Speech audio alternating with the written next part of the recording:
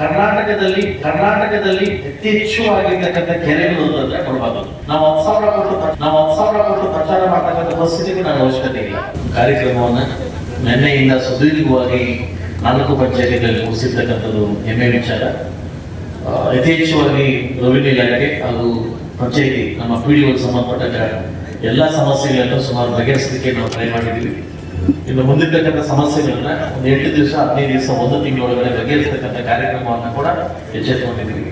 ನಮಗೆ ದೊಡ್ಡ ಟಾಸ್ಕ್ ಏನಂತಂದ್ರೆ ಸುಮಾರು ಒಂದು 20-25 ಹಳ್ಳಿಗಳಲ್ಲಿ ಇದು ಸ್ಮಶಾನ ಒತ್ತುವರಿ ಏನು ಬಂದಿದೆ.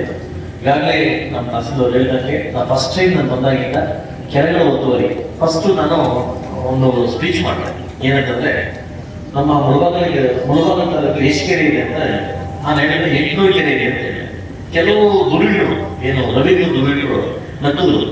ಮುಳಬಾಗಿಲು ತಾಲೂಕು ಇರ್ತಕ್ಕಂಥದ್ದೇ 360 ಚಿಲ್ಲರೆ ಹಳ್ಳಿಗಳಲ್ಲಿ 800 ಕೆರೆ ಹೆಂಗ್ ಬರ್ತದೆ ಅಂತ ಹೇಳಿ. ಕರ್ನಾಟಕದಲ್ಲಿ ಅತಿ ಹೆಚ್ಚುವಾಗಿರ್ತಕ್ಕಂಥ ಕೆರೆಗಳು ಅಂತಂದ್ರೆ ಮುಳಬಾಗಿಲು. ಬರೀ ನಿಮಗೆ ಮುಳಬಾಗಿಲು ಟೌನ್ ಸಂಬಂಧಪಟ್ಟಾಗ 28 ಕೆರೆ ಇದೆ. ಸೊ ಅದರಿಂದ ಯಾರಾದ್ರೂ ಬಲಾಢ್ಯರು ಬೆಂಗಳೂರಿಂದ ಬಂದು ಕೆರೆಗಳ ಒತ್ತುವರಿ ಮಾಡ್ಕೊಂಡಿದ್ದಾರೆ, ಎಲ್ಲಾ ಕೆರೆಗಳನ್ನ ಇವತ್ತು ನಾವು ಕಿತ್ಕೊಂಡಿದ್ದೀವಿ. ಈಗ ನೆಕ್ಸ್ಟ್ ನಮ್ಮ ಸೆಷನ್ ಬಂದ್ಬಿಟ್ಟು ನೆಕ್ಸ್ಟ್ ನಮ್ಮ ಟಾಸ್ಕ್ ಬಂದ್ಬಿಟ್ಟು ಇಟ್ ಶಾರ್ಟ್ಲಿ ನಮಗೆ ನಾನು ಸರ್ವೇನ ಕೊಡ್ತಾ ಇದ್ದೀನಿ.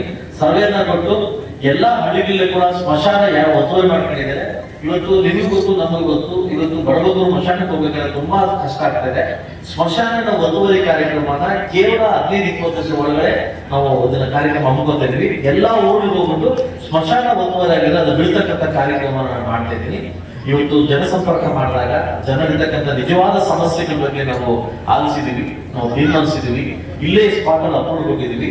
ವಿಎಗಳಿಗೆ ಬಂದು ಹಾಗಾಗಿ ಟಾಸ್ಕ್ ಕೊಟ್ಟಿದ್ದೀವಿ. ಆದಷ್ಟು ಬೇಗ ಈ ಅಪ್ಲಿಕೇಶನ್ ಕಂಪ್ಲೀಟ್ ಮಾಡ್ಬೇಕಂತ. ನಾಳೆ ನಾವು ಕೂತ್ಕೊಂಡು ಏನ್ ಮಾಡ್ತೀವಿ, ಎಷ್ಟು ಅಪ್ಲಿಕೇಶನ್ ಯಾವ ಡಿಪಾರ್ಟ್ಮೆಂಟ್ ಬಂದ್ರೆ ಆ ಡಿಪಾರ್ಟ್ಮೆಂಟ್ ಕಳ್ಸ್ಕೊಡ್ತೀವಿ.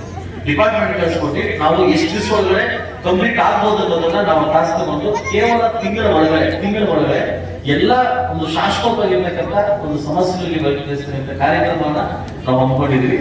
ತುಂಬಾ ಖುಷಿ ಆಗ್ತಿದೆ. ನಿನ್ನೆಯಿಂದ ಕೂಡ ಎಲ್ಲ ಮಾಧ್ಯಮಗಳು ಕೂಡ ನನ್ನ ಜೊತೆ ಸಂಪರ್ಕ ಸೇವೆ ಮಾಡಿದ್ದೀರಿ. ನಿಮಗೂ ಕೂಡ ನಾನು ಧನ್ಯವಾದ ಹೇಳ್ತೀನಿ. ಅದೇ ರೀತಿ ಎಲ್ಲ ಅಧಿಕಾರಿಗಳು ಕೂಡ ಬಂದು ಈ ಕಾರ್ಯಕ್ರಮ ಭಾಗವಹಿಸೋದಕ್ಕೆ ನಿಮಗೆ ವಿಶೇಷವಾಗಿ ನನ್ನ ಕಡೆಯಿಂದ ನನಗೆ ಕೃತಜ್ಞತೆಯನ್ನು ಸಲ್ಲಿಸ್ತಾ ಇದ್ದೇನೆ. ವಿಶೇಷವಾಗಿ ಈ ಕಾರ್ಯಕ್ರಮನ ನೆಕ್ಸ್ಟ್ ಮಂತ್ ಮೊದಲೇ ನಾನು ಅಲಾಟ್ ಮಾಡ್ತೀನಿ ಡೇಟ್. ನೆಕ್ಸ್ಟ್ ಮಂತ್ 8ರಿಂದ 6 ಪಂಚಾಯತಿಗಳಿಗೆ ತುಂಬಾ ಅದ್ದೂರಿಯಾಗಿ ಇದು ನಮಗೆ ಏನಾಗುತ್ತೆ ಸ್ಟಾರ್ಟಿಂಗ್ ನಮಗೆ ಗೊತ್ತಾಗಿಲ್ಲ, ಏನ್ ಮಾಡ್ಬೇಕಂತ ಗೊತ್ತಾಗಿಲ್ಲ. ನೆಕ್ಸ್ಟ್ ಪಂಚಾಯತಿಗಳಲ್ಲಿ 8 ಪಂಚಾಯತಿಗಳಲ್ಲಿ ಅವೇರ್ನೆಸ್ ಕ್ರಿಯೇಟ್ ಮಾಡಿ ಪ್ರಚಾರವನ್ನ ಮಾಡಿ ಪ್ರತಿ ಮನೆಗಳಿಗೂ ಪಾಂಪ್ಲೆಟ್ ಅನ್ನು ತರಿಸಿ ನಿಮ್ಮ ಸಮಸ್ಯೆ ಬಗೆಹರಿಸಿ ನಾವು ಬರ್ತಾ ಇದ್ವಿ. ನಮಗೆ ಬನ್ನಿ ಕಾರ್ಯಕ್ರಮಕ್ಕೆ ಕರೆ ಮುಖಾಂತರವಾಗಿ ಈ ಕಾರ್ಯಕ್ರಮ ಯಶಸ್ವಿ ಮಾಡ್ತೀವಿ ಅಂತ ಹೇಳ್ತಾ ನಾನು ಕೂಡ ಬೇಸಿಗೆ ಕಾಲದಲ್ಲಿ ನಿಮ್ಮೂರಲ್ಲಿ ಮಧ್ಯೆ ಕೊಟ್ಟು ನಿಮ್ಮೂರಲ್ಲಿ ಊಟ ಮಾಡಿ ನಿಮ್ಮನ್ನ ಭೇಟಿ ಮಾಡಲಿಕ್ಕೆ ನನಗೆ ತುಂಬಾ ಸಂತೋಷ ಆಗ್ತದೆ.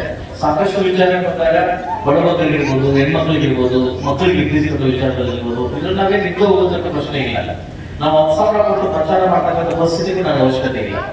ನನಗೆ ಖುಷಿಯಿಂದ ಕೆಲವರಿಗೆ ನಾನು ಹಣ ಸಹಾಯ ಮಾಡಿದ್ದೀನಿ, ಕೆಲವು ಓದೋ ಮಕ್ಕಳಿಗೆ ಫೀಸ್ ಕಟ್ಟಿದ್ದೀನಿ, ಕೆಲವು ಮಕ್ಕಳಿಗೆ ಲ್ಯಾಪ್ಟಾಪ್ ತಗೊಂಡಿದ್ದೀನಿ, ಕೆಲವು ಮಕ್ಕಳಿಗೆ ಹಾಸ್ಪಿಟಲ್ ಫೀಸ್ ಕಟ್ಟಿದ್ದೀನಿ. ನನಗೆ ಖುಷಿ ಇರತಕ್ಕಂಥ ವಿಷಯ. ಸೊ ಅದರಿಂದ ಮುಂಬರುವ ದಿನಗಳಲ್ಲಿ ನನ್ನ ನಡೆಗೆ ನಿಮ್ಮೂರ ಕಡೆಗೆ ಬರ್ತಾ ಇದ್ದೀನಿ.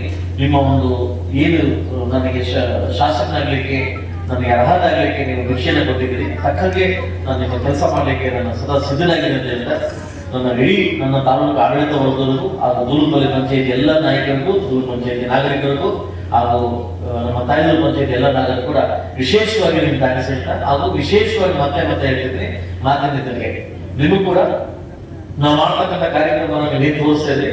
ನಿಮಗೂ ಕೂಡ ವಿಶೇಷವಾಗಿ ಥ್ಯಾಂಕ್ಸ್ ಹೇಳ್ತಾ ಮುಂದಿನ ನೆಕ್ಸ್ಟ್ ಮಂತ್ ಡೇಟ್ ಅನೌನ್ಸ್ ಮಾಡ್ತಾ ಇದ್ದೀನಿ. ಆ ಡೇಟ್ ಸಮೇತವಾಗಿ ಒಳ್ಳೆ ಕಾರ್ಯಕ್ರಮ